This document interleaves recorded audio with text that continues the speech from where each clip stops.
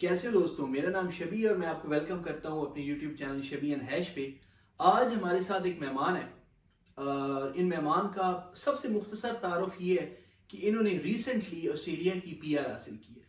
اب P R ہوتی کیا ہے؟ پی آر یہ ہوتی ہے کہ جب بھی آپ اپنا ملک چھوڑ کے کسی پردیس کے ملک آتے ہو تو اوبویسلی آپ کے کندھوں پہ بہت ذمہ داریاں ہوتی ہیں، آپ کی آنکھوں میں بہت خواب ہوتے ہیں، اور ان خوابوں کو حاصل کرنے کا جو طریقہ ہوتا ہے، جو وے فارورڈ ہوتا ہے، وہ through P R. P R کیا ہوتا ہے؟ Permanent residence.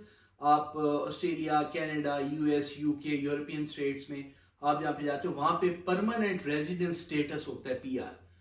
شہریت کے لیے یہ دروازے سے گزر کے آپ کو جانا پڑتا ہے۔ اب یہ امپورٹنٹ کتنی ہے؟ خیر امپورٹنٹ کافی تو آدمی اس وقت ہی ہو جاتا ہے جب وہ فلائٹ لے کے اپنے ملک سے باہر آتا ہے اور انسٹا پہ ریل لگاتا ہے کہ اچھا چلتا ہوں، دعاؤں میں یاد رکھنا، اور یہاں پہ آ کے اگلے دن اپنا پہلا فوٹو لگایا ہوا ہوتا ہے جس کے پیچھے گانا چل رہا ہوتا ہے کہ منڈا پیا پردیس کے ٹیندا، تو اس طرح کے گانے، اور ایسے لوگ نہیں آپ کو کالز اور میسیجز کر رہے ہوتے ہیں اور آپ کو کہہ رہے ہوتے ہیں جن کو آپ جانتے ہی نہیں ہوتے، جن کو آپ کا نام تک نہیں پتا ہوتا، وہ آپ کو کہہ رہے ہوتے کہ آپ مجھ سے مل کے کیوں نہیں گئے۔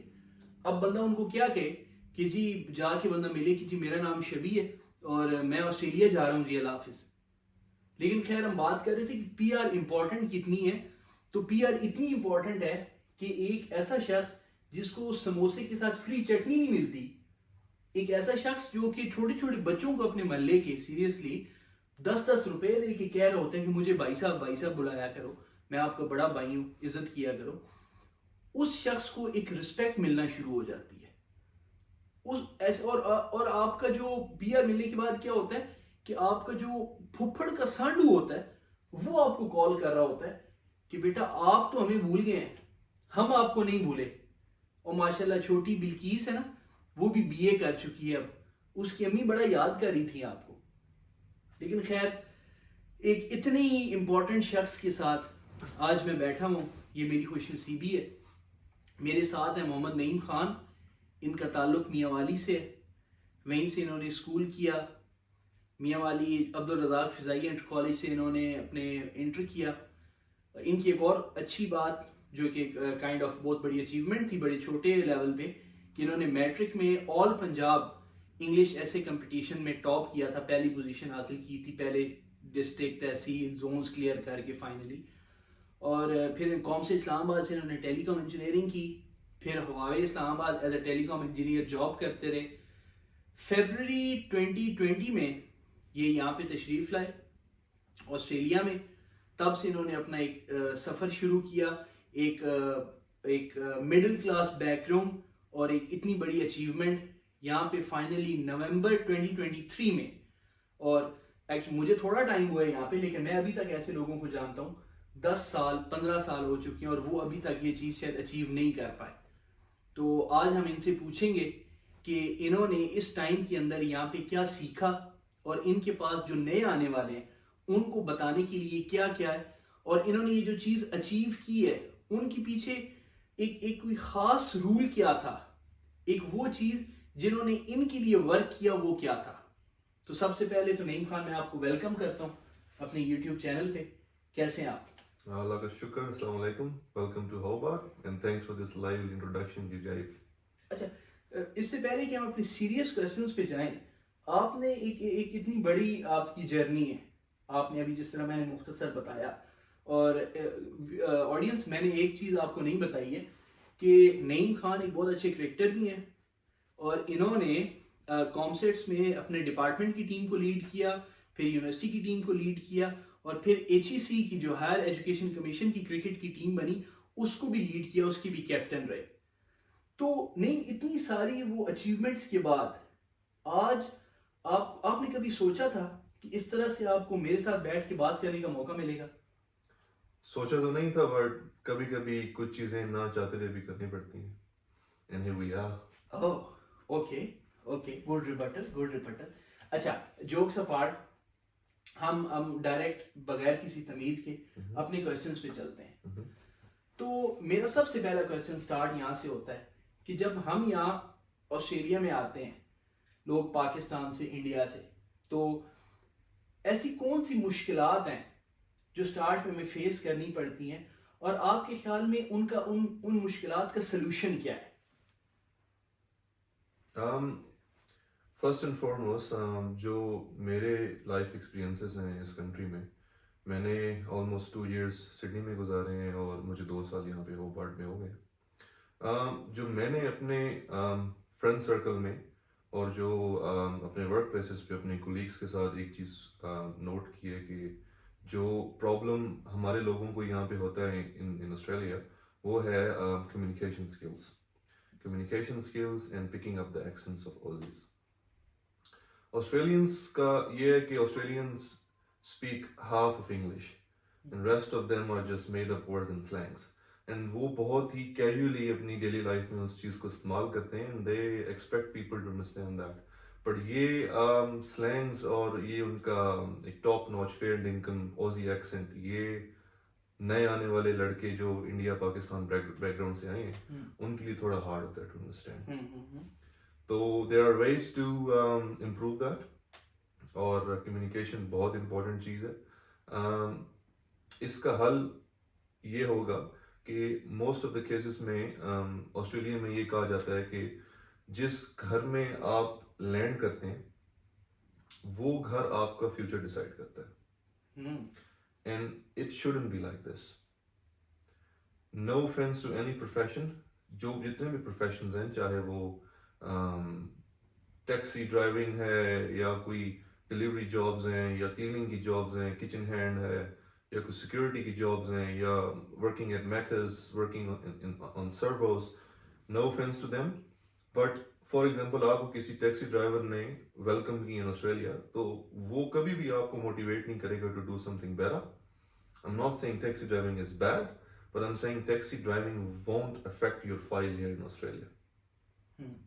تو آپ کو کوشش یہ کرنی ہے کہ آپ تھنک تھرو کریں اس ساری سچویشن کو, اور ایسے لوگوں میں رہنے کی کوشش کریں کہ جو آپ کو اس کلچر میں بلینڈ ہونے کا موقع دیں.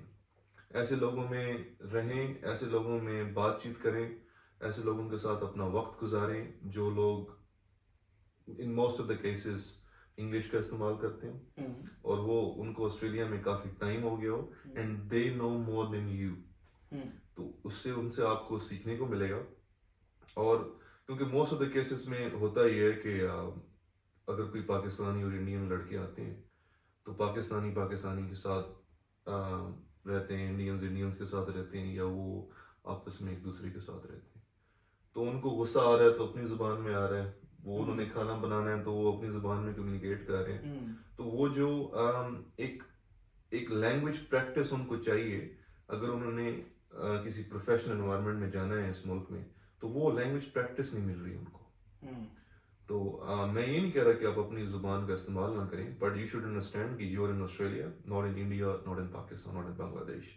You should speak English, you should be able to understand English, کیونکہ یہاں پہ لوگ آپ کو ڈفرینٹلی ٹریٹ کریں گے اگر آپ کی communication skills up to mark نہیں ہوں گی.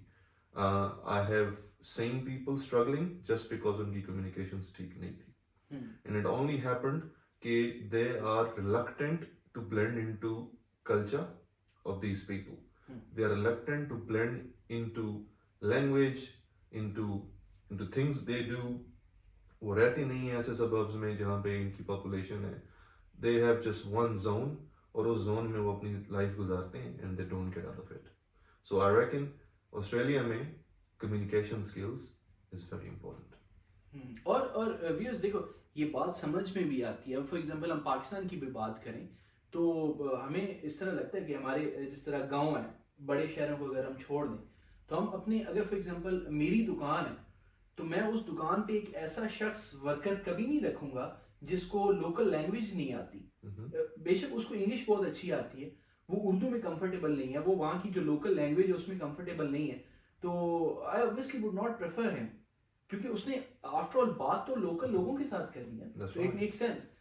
تو لیکن میرا اگلا کوشچن ہے کہ آپ یہاں پہ آئے, پوری عمر پاکستان رہ کے, وہاں سے جب یہاں پہ ایک کلچرل شفٹ آیا تو was it a cultural shock, اور جو لوگ اب یہاں پہ آتے ہیں کلچر شاک ہوتا ہے اس سے کوپ اپ کیسے کیا جائے, اس کو ٹیکل کیسے کیا جائے؟ I won't call it a culture shock because Pakistan میں موسٹ آف دا کیسز میں جو لوگ یونی میں ہوتے ہیں، جو نوجوان یونی میں ہوتے ہیں، وہ موویز وغیرہ دیکھتے ہیں Netflix. Now I was a big Hollywood fan, still am. میں بہت زیادہ موویز دیکھتا تھا، سیزنز وغیرہ دیکھتا تھا. تو I had an idea about their culture, کہ وہ لوگ کیسے، ان کی لائف اسٹائلس کیا ہیں، ان کا کلچر کیا ہے. It wasn't a shock for me, nothing surprised me here, but there was some stuff that was new جو میں نے ان لوگوں سے سیکھا. اور جو یہاں پہ لائف سٹائل ہے، اور ایسا لائف سٹائل جو ہمارے کنٹری سے بہت ڈفرینٹ ہے، اس میں نیگیٹو اینڈ پازیٹیو بہت. آپ بہت کچھ سیکھ بھی سکتے ہیں، اور بہت کچھ اپنے ملک کا اپریشیٹ بھی کر سکتے ہیں جو یہاں پہ لیک کرتا ہے. یہ بہت امپورٹنٹ بات کی ہے کلچرل شاک میں. تو اس سے اگر آپ جس طرح آپ نے بات کی ہے کہ آپ اپنے ملک میں وہ چیز اپریشیٹ کر سکتے ہو، تو یہ جو ملک ہیں، ٹھیک ہے، یہ جو جن کو ہم ایک ویسٹرن کنٹریز بولتے ہیں، یہ اوبویسلی باقی ڈفرینسز اپارٹ ہم ان کو ایک جو بھی انسان ہے سارے دنیا میں ان کو ایکسیپٹ کرتے ہیں کہ یار یہ ویل ڈیولپڈ کنٹریز ہیں. تو انسان تو یہاں پہ وہی ہیں، انسان تو ہر جگہ ایک جیسے ہیں خصلت کی اگر ہم بات کریں شاید. لیکن تو پھر آپ کے خیال میں وہ کیا چیز ہے، وہ کیا فرق ہے جو یہ لوگ ہم سے بہت زیادہ آگے ہیں، ٹھیک ہے.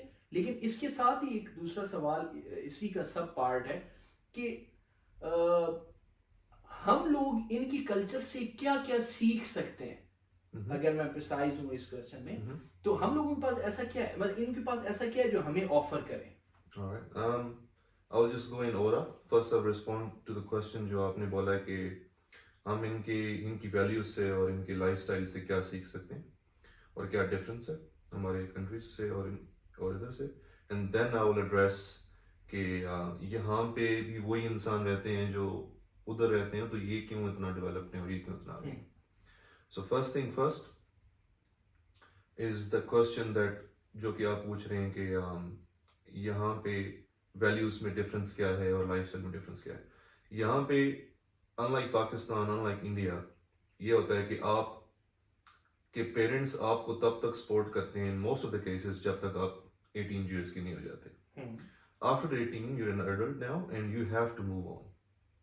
تو بچوں میں 17-18 سال کی عمر میں ہی یہ ایک چیز آنا شروع ہو جاتی ہے کہ they have to get on a path, اور وہ اپنی لائف کو میننگ فل بنانا شروع ہو جاتے ہیں. Because they know once they turn 18 they have to move on, look for a place, settle somewhere else, go into the job market, face the world. یا پھر اگر وہ اپنے پیرنٹس کے گھر میں رہتے ہیں تو ان کو ایک رینٹ پے کرنا پڑے گا to live. It's very different than our country, but houses parents کے ہوتے ہیں یہاں پہ، اور بچہ ادھر رہ رہا ہوتا ہے.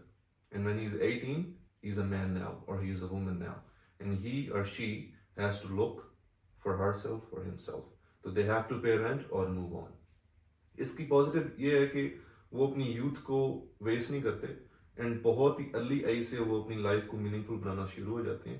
ان لائک پاکستان میں ہم دیکھتے ہیں کہ 30 اور 35 سال کے لوگ بھی اپنے والد صاحب کے گھر میں رہ کے مفت روٹیاں توڑ رہے ہیں.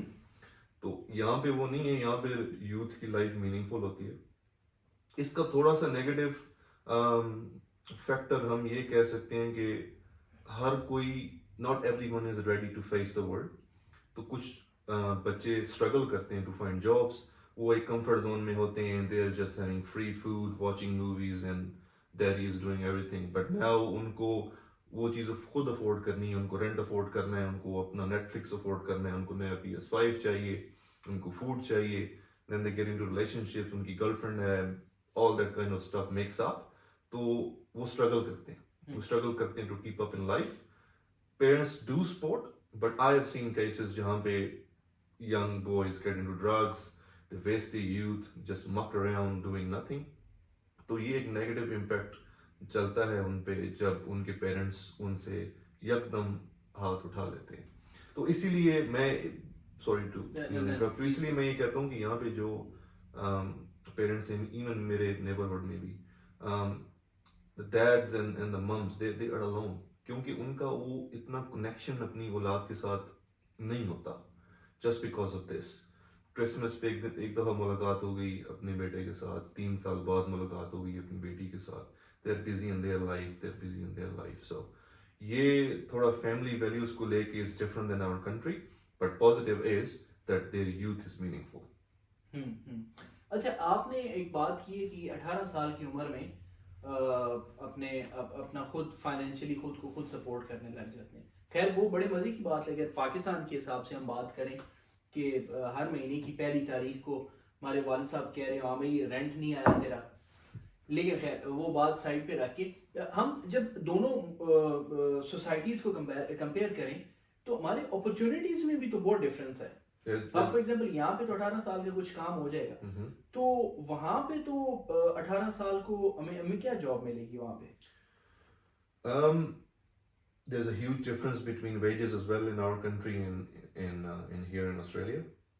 Minimum wages بھی یہاں پہ ٹھیک ہوتی ہیں and there are different, لیکن most important thing یہ ہے کہ یہاں پہ ہر profession کی respect ہے.